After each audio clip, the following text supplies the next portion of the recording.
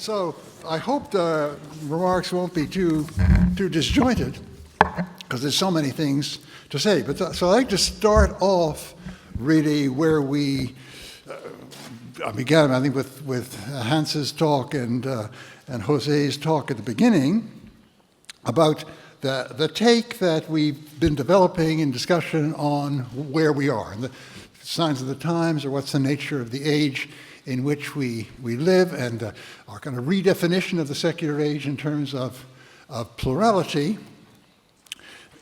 So Hans made a very interesting formation of it in faith as an option, that is, faith where anybody's faith position, they're conscious of the fact that they're surrounded with other options that could be their options, that maybe their brother or their brother-in-law or their friends have adopted, and that gives a different feel, a different sense to what their option is. But I'd like to fill that a little bit in by speaking about another way of approaching this contemporary age through the concept of unbundling. Now, how would you say that? I mean, in French, on parlerait d'éléments qui sont liés et qu'on délie. Now, people who speak another Romance language, namely Italian, will think of a nice expression to perhaps convey that. But let me give you an idea of what I'm getting at. There are two kinds of, if you go back to the confessional state, which was in some ways the norm for much of European society, and the norm for my society, for Quebec society, until very recently, you get two ways in which the people's lives are bundled together in a way that they're now no longer bundled together. First of all, there are different belongings. They're belonging to a church, they're belonging to the society, they're belonging to a state, Quebec. All were the same. The same people were linked in their ecclesial belonging, in their social belonging, in their national belonging, in their citizenship. There was a kind of bunching together of these different belongings. And that has steadily declined and disappeared. Secondly, another kind of bundling, if you like, within these churches, there were a tremendous number of different spiritual activities. There was the liturgy, and then there were various sodalities of Mary and so on. There were various charitable activities. There were various pilgrimages. There were various special devotions. I could go on. And these, again, were bundled. They were part of the life of the same parish or the same church. And now, these same kind of activities exist. But for many people, they may belong to some church, but they may also have a meditative practice, which will be with some other group. They will also be involved with Médecins Sans Frontières as far as their caritative activity, and so on and so on. A second kind of unbundling, right? So we get an era of a maximum fragmentation. You might say spiritual life is éclaté, I would say in French, a maximum fragmentation of spiritual life. This is not to be confused with individualism, because people immediately remake different forms of sociability in all these different aspects of their lives. But these are unbundled. The same person is a member of this meditative group for meditation, is a member of this charitable organization, is a member perhaps of this church, is a member, right? They have a rich associative life, but they do not all come together in the way they did in the confessional state. Now, that means, in a certain sense, the end of Christendom. I mean, the point of Christendom was that one had a society and a culture and art, which is all informed by the Christian faith. And there was great things in Christendom. He had speak with Pascal, there were grandeur et misère. There were great things and there were less great things in Christendom. The great things we all know.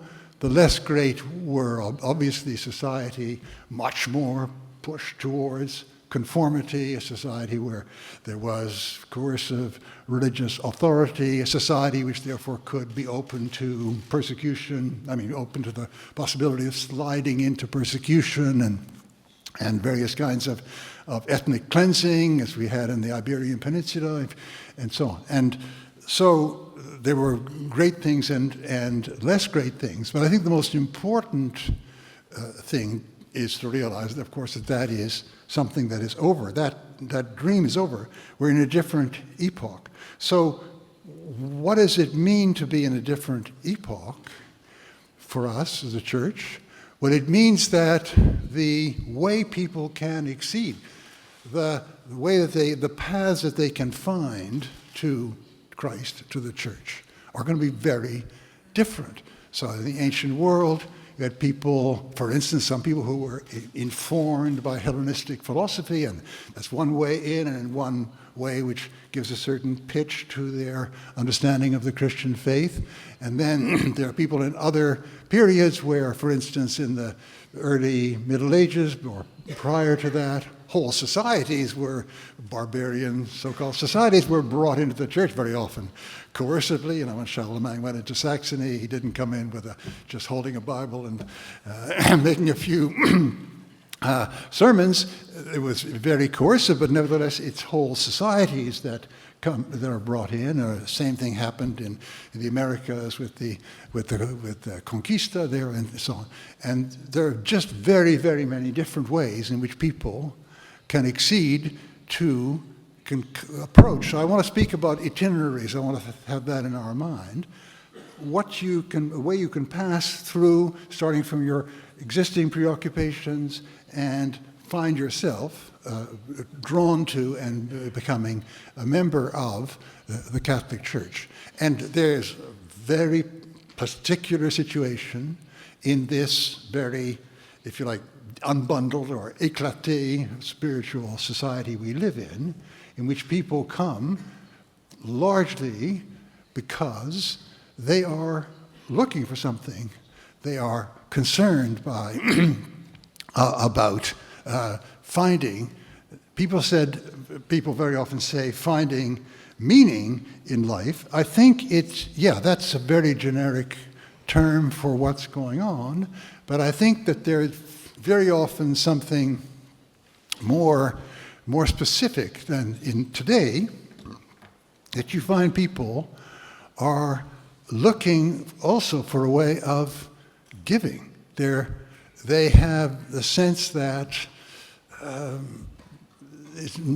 they could be much better people, or their society could be much better. These two are linked, and they're looking for a way, not just a way of improving it, but a way of becoming the kind of people that can really act and give themselves in order to make the world a better place. In other words, there's very often a kind of ethical search involved.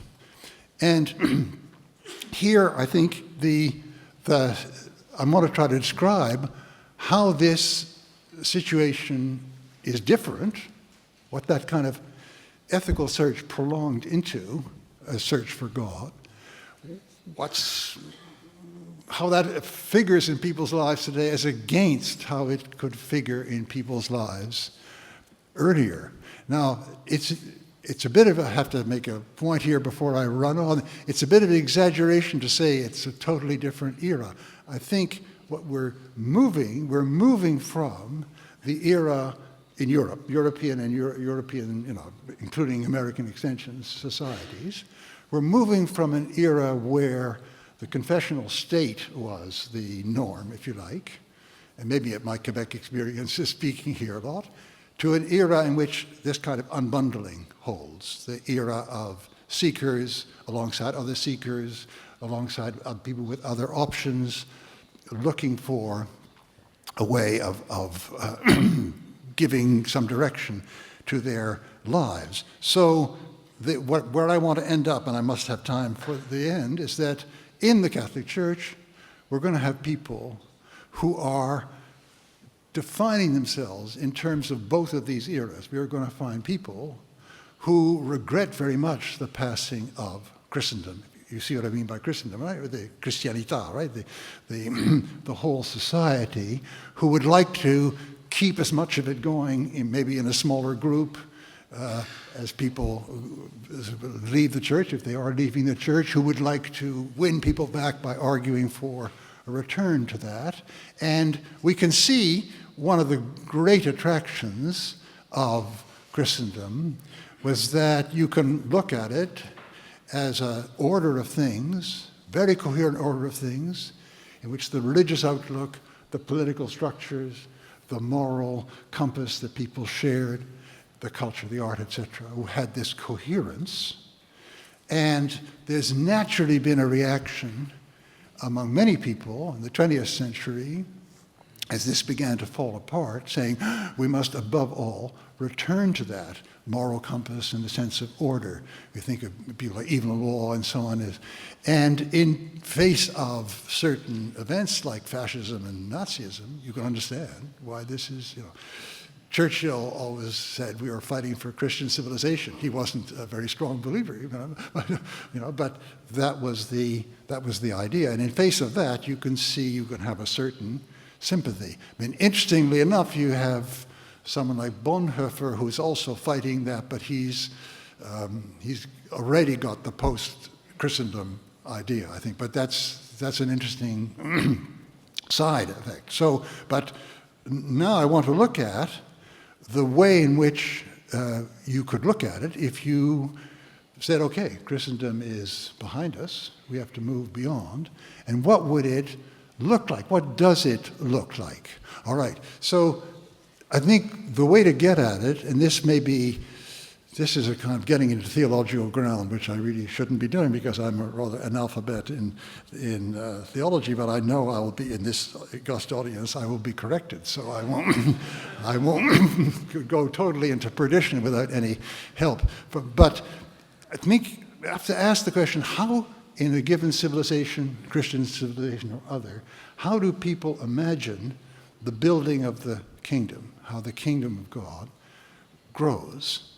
And I think we had in Christendom, very understandably, a picture of the growth of the kingdom, which really became synonymous with the growth of Christendom. Right? The kingdom grows into a Christian civilization. The Christian civilization then expands through missionary activity or conquest of various Slavic tribes and so on. But and the eschaton would be that everybody would be in the great structure, right? There was something a little bit analogous developed as a, if you like, secular Enlightenment rereading of this in the progress story that comes from the Enlightenment.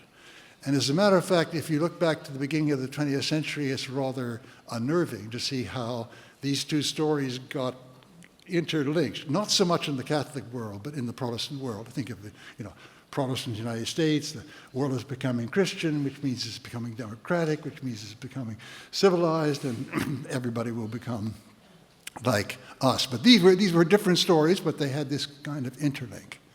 Now, I think that the story that most is meaningful to people today is the one that starts from the mustard seed. And I'd like to give a reading of what I think that mustard seed image says in the Bible. Kingdom of God is like a mustard seed thrown in the ground, and then this great tree grows with birds nest in the branches.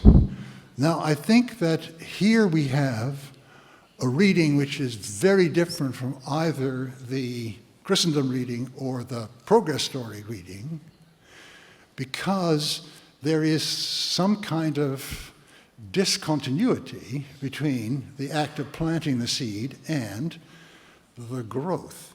Okay?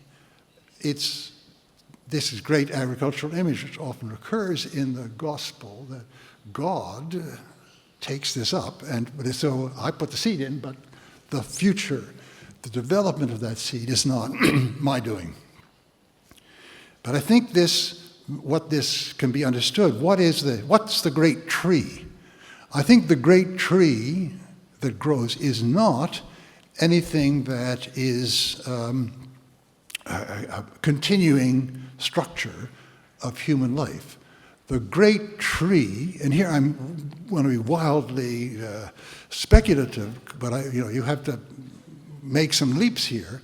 The great tree is the very mysterious growth of human consciousness, of human moral aspiration. I mean, think of talking about this with Hansen, I think of the axial period, where at a certain point, this great discontinuity in very different parts of the world, where people normally focused on their own society and thinking of other societies as outside and possible enemies and so on, rise to some sense of universality, or of a notion of the good which goes beyond simply our society doing well. Right? These ideas circulate, and I'm convinced, but I've no evidence, convinced that they don't circulate simply by diffusion. That is, somebody learns from that society and goes to that society, but that something new enters human life, and in some way it can communicate beyond. Now,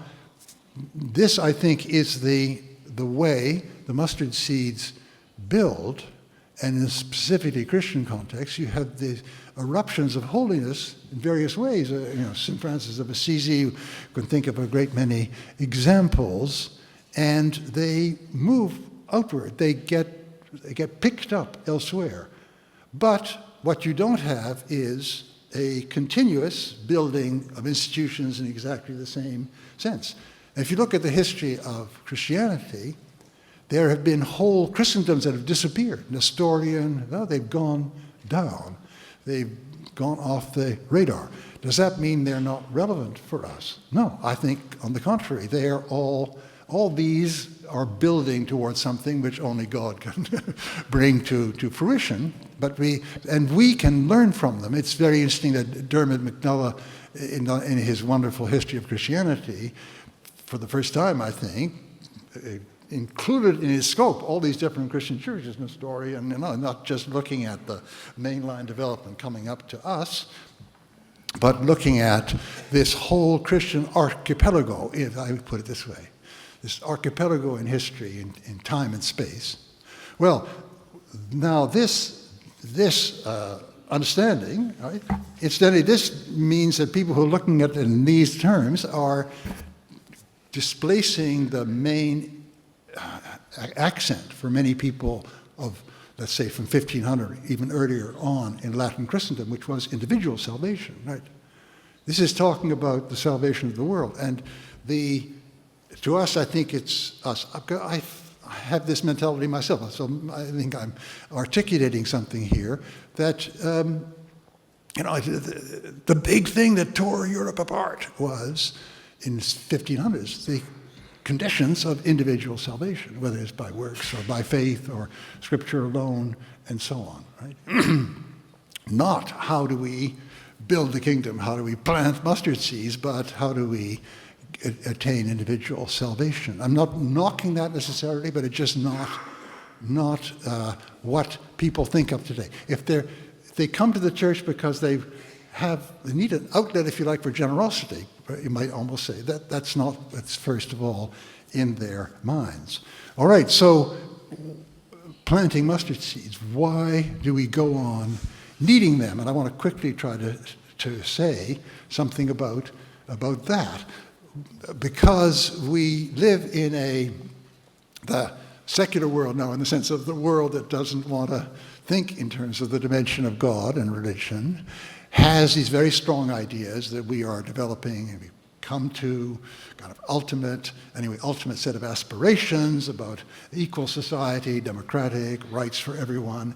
And we've certainly achieved certain institutional forms in a democratic world which are farther ahead in giving security and rights to lots and lots of people, ideally the whole society, on an equal basis, and so on. That's something that we've reached points that have never been reached before. So people very often say, why do we need it? I mean, it was raised in the previous discussion, why do people have to think about becoming Christian? You just let the liberal impulse go on and so on.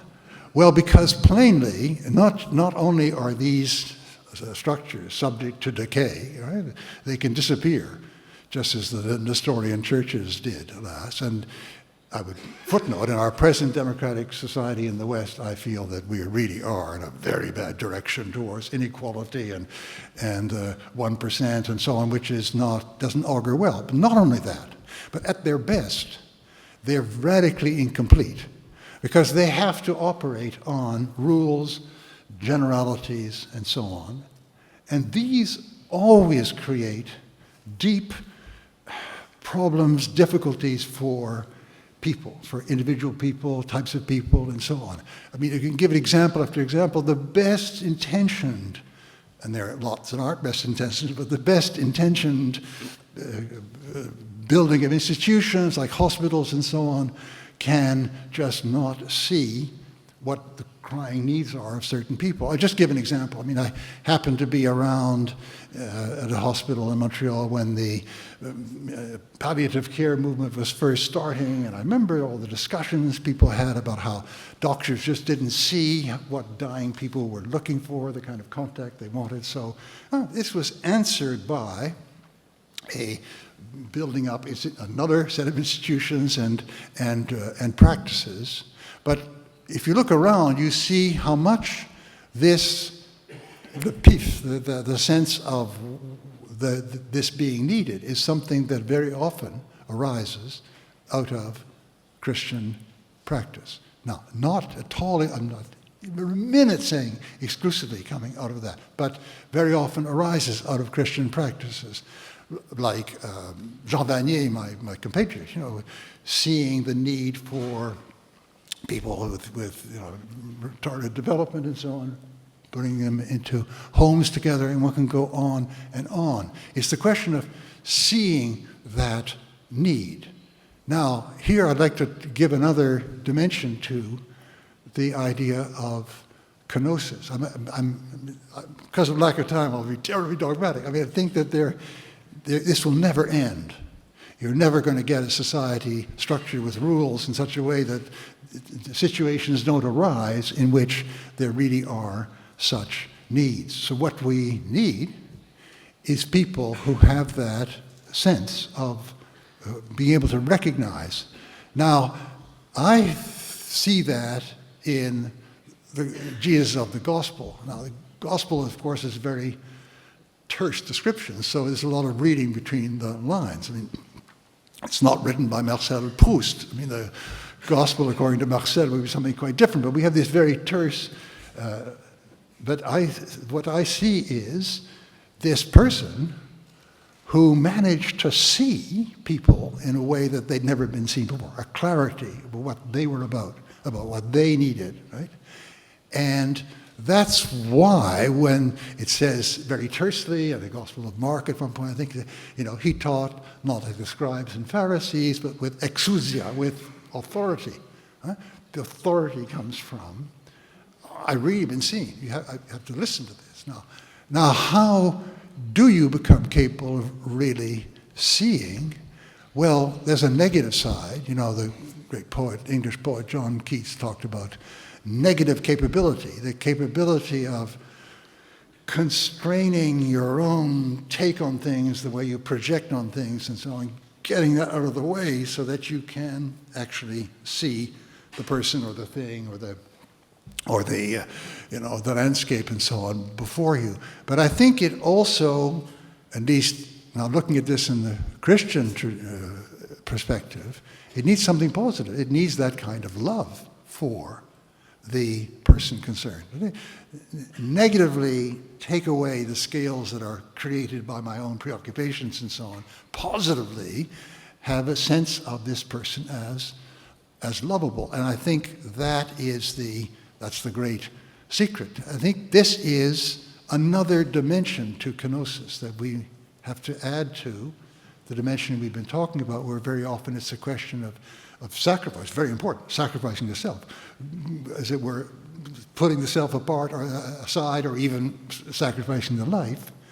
But there's also another dimension to this kenosis, which is being able to get out of our own preoccupation and really see. And the Bible seems to be telling us, now going across different parts of it, That it's that seeing by God in that way that actually can call up the best that we have in us, right? So, I mean, I've always interpreted in the Genesis, and God saw that it was good, in terms of who was talking here the other day about, in just yesterday, I think it was this morning, in Italian it was, about, performative speech, the Beatitudes. Beatitudes are not descriptive, they're performative, right? So I think God seeing is good is something performative to that. And in Christ's case, something performative, right? So we have this great hunger in the world for being able to see like that. And also, we have this spread out going beyond the Christian faith. As a matter of fact, there is, as who said, I think it was Bill Barbieri a minute ago, that you have in the Buddhist tradition the idea of sunyata and the release of karuna, the release of compassion that comes from being able to void the self, right? The same kind of connections being made here. In other words, in my virtue of my idea about the axial age, I think that there is a pedagogy of God, and it's circulating and bursting out in various places, and we have to honor it wherever it bursts out. But from my sense, why am I a Christian? Well, if I want to be part of this, I don't see any better way than to be in that stream of mercy from God that allows me to, if to a limited extent, pass it on, right? So I think we have another kind of view of building the kingdom, which is these sets of mustard seeds that we are being asked to plant. And I mean, I see what the Pope Francis is doing is very much in that in that light, and that's why it strikes the world. I think that is exactly what so strikes people. It's not, because it's not promising, I'm going to build a structure, just follow me, it's political structure, I'm going to build a structure which will make things better forever, which people are rather suspicious of necessarily. It is not waiting for these to be built, it's going out there and planting these seeds. So we have this rather different kind of spirituality than the one that is actuated and inspired by the idea of, as much as possible, continuing the Christendom form, even if it's in a smaller group, right? We have, how much I've been going on for how long? We've done pretty good. Pretty good, okay, pretty good. That doesn't sound too condemnatory. I'll go on for that. We have to, the big problem we have before us as Catholics is how to live together in the church in a sacramental union among people of these very different orientations, right? I think that from my point of view, in one of these orientations, we have to make a very strong criticism of the pastoral practice of the shrinking Christendom, because it leads to a kind of donatism in which you keep the impure out. But we have to see how they can be inspired by their particular mustard seeds that they are finding inspiring. But I think I can finish very quickly by giving just a quick overview of what this common spirituality in today's age amounts to. It has, first of all, a very strong sense that faith is a journey. Now, this goes back to Gregory of Nyssa, it goes back to Augustine, it's a very old idea, but it comes back in the notion that we are moving along in this capacity to receive from God and therefore give. And even what that means, we don't fully understand. It means, secondly, that the place of doubt in our lives is very different. It's not, the doubt is not negative. Doubt is what makes it possible to grow, right? Things that don't fit together and don't seem right, and I don't know if I really can believe this, and so on.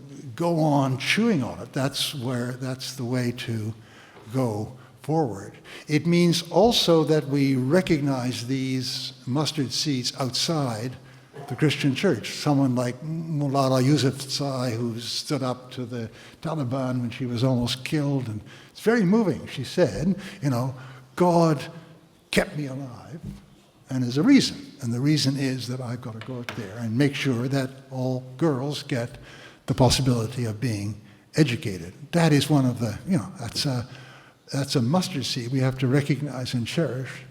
And it leads to a new kind of ecumenism. Ecumenism, I would say, of friendship, of accompaniment we've been talking about, of sharing, of learning from each other. So it's a rather different way of living the faith than the one that has come down recently, anyway, in the Catholic Church in the West. And we have to find a place for that in the church, but we have to find a way of that living together with people of rather different sensibility and who are themselves inspired by certain mustard seeds in the past and so on, and by certain features of Catholic history.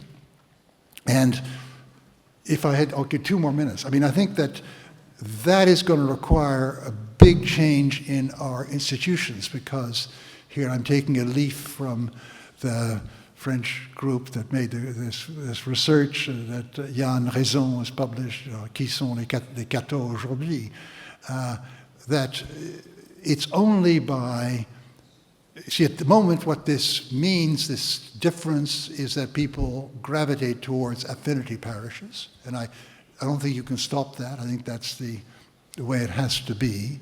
But there have to be instances in which the faithful come together from out of these different media and have to argue and discuss and decide certain things. I mean, pastoral councils in a given diocese, let's say, constituted from people with these different tendencies who have to talk about this, make decisions about this. You get to know, you get to hate them more sometimes, but you get to know people that you're condemning in another way than if you just sit in your parish and say those over there. So we can't go on with the top-down structure we've been living under since the last 100 or 150 years or so. I think that's clear. But so there's a whole task of reconstructing the church at that level that we have to keep in mind to have this goal. Well, I think I'll stop here. I mean, what I wanted to do was to lay out 2 different kinds of spirituality that I see around me, one growing, the other more static, and to try to get clearer on what the differences are, and then to raise the big question I really haven't answered: how do we live together? Okay, thank you very much for